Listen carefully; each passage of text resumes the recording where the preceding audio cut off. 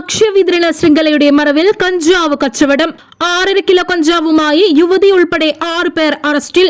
തൃശൂർ പഴഞ്ഞി പൊന്നാനംകാട് വീട്ടിൽ 24 വയസ്സുള്ള ഹബീബ്, തൃശൂർ ഗുരുവായൂർ ഇരിങ്ങാപ്പുറം കറുപ്പം വീട്ടിൽ സുൽഫത്ത്, എറണാകുളം കിഴക്കമ്പലം പുക്കാട്ടുപടി പാറയിൽ വീട്ടിൽ അമൽ ജോസഫ്, ആലുവ എടത്തല കുഴിവേലിപ്പടി പ്ലാമൂട്ടിൽ വീട്ടിൽ സുധി ബാബു, ആലുവ എടത്തല കുഴിവേലിപ്പടി പ്ലാമൂട്ടിൽ വീട്ടിൽ സുജിത് സാബു, തൃശൂർ കുന്തംകുളം കരിക്കാട് പുത്തേഴുത്തിൽ വീട്ടിൽ അബു താഹിർ എന്നിവരെയാണ് ബിനാനിപുരം പോലീസ് അറസ്റ്റ് ചെയ്തത്. ജില്ലാ പോലീസ് മേധാവി വൈഭവ് സക്സേനയ്ക്ക് ലഭിച്ച രഹസ്യ വിവരത്തിന്റെ അടിസ്ഥാനത്തിൽ നടത്തിയ പരിശോധനയിലാണ് പ്രതികൾ പിടിയിലാകുന്നത്.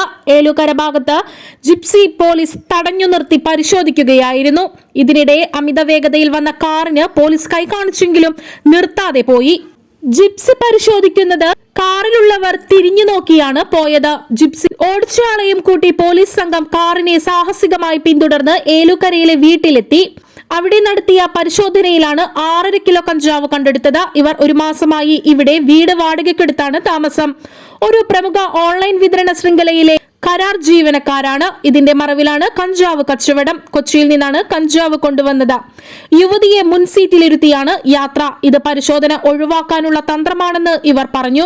സുജിത്, സാബു എന്നിവർക്ക് ഇതിനു മുൻപ് കേസുകളുണ്ട്. DYSP TR Rajesh, inspector VR Sunil, SI-മാരായ അരുൺ ദേവ്, VS പ്രമോദ്, KV സോജി, ASI-മാരായ അബ്ദുൾ റഷീദ്, ജോയി വർഗീസ്, സീനിയർ CPO-മാരായ KS Snehalatha, Jinju Mathai, CPO R Ratheesh Kumar എന്നിവർ ചേർന്നാണ് പിടികൂടിയത്. പൗര ന്യൂസ് ബ്യൂറോ, ആലുവ.